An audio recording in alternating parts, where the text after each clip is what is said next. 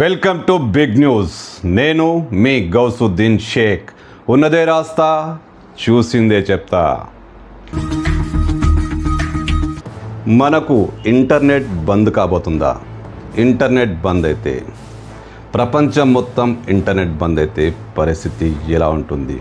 ఊహించడానికే భయం వేస్తుంది కదా. మొత్తం ప్రపంచం స్తంభించిపోతుంది. అన్ని రకాల లావాదేవీలు ఆగిపోతాయి, విమానయానాలు రద్దయిపోతాయి, కనీసం గూగుల్ పే చేసుకునేంత పరిస్థితి కూడా ఉండదు. ఎందుకంటే ఇంటర్నెట్ శాశ్వతంగా బంద్ అయిపోతే జనజీవనం స్తంభించిపోతుంది. ఒక రకంగా ప్రపంచమే స్తంభించిపోతుంది. ఇలాంటి టైం ఎందుకు వస్తుంది? ఇంటర్నెట్ ఎందుకు బంద్ అవుతుందంటే, ఇరాన్ చాలా భీకరమైన హెచ్చరిక జారీ చేసింది.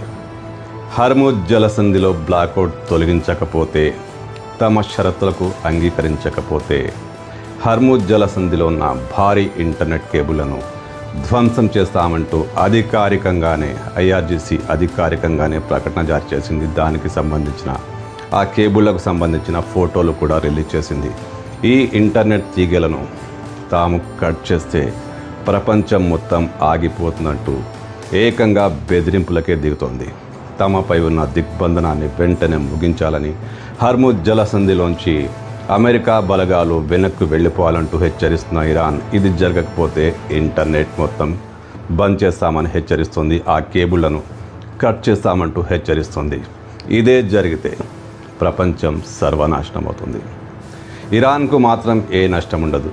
ఆ కేబుళ్లతో ఇరాన్కు ఇంటర్నెట్ జీరో అని చెప్పాలి. కానీ గల్ఫ్ కంట్రీలు, ఇండియా, ఇతర దేశాలు మొత్తం ఇంటర్నెట్ బంద్ అయిపోవడంతో అతలాకుతలం కావడం ఖాయం.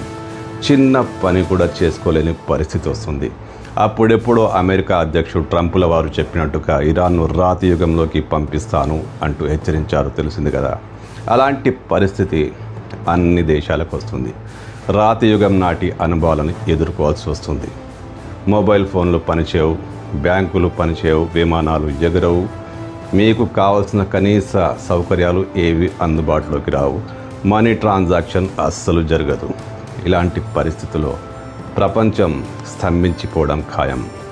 యుద్ధమే గనక ఆగిపోకపోతే, అమెరికా మళ్ళీ దాడి చేస్తే ప్రపంచానికి ఇలాంటి భయంకరమైన అనుభవాన్ని రుచి చూపిస్తామంటూ ఇరాన్ అధికారికంగానే ప్రకటించిందంటే భవిష్యత్తు ఎంతో ప్రమాదకరంగా కనిపిస్తోంది.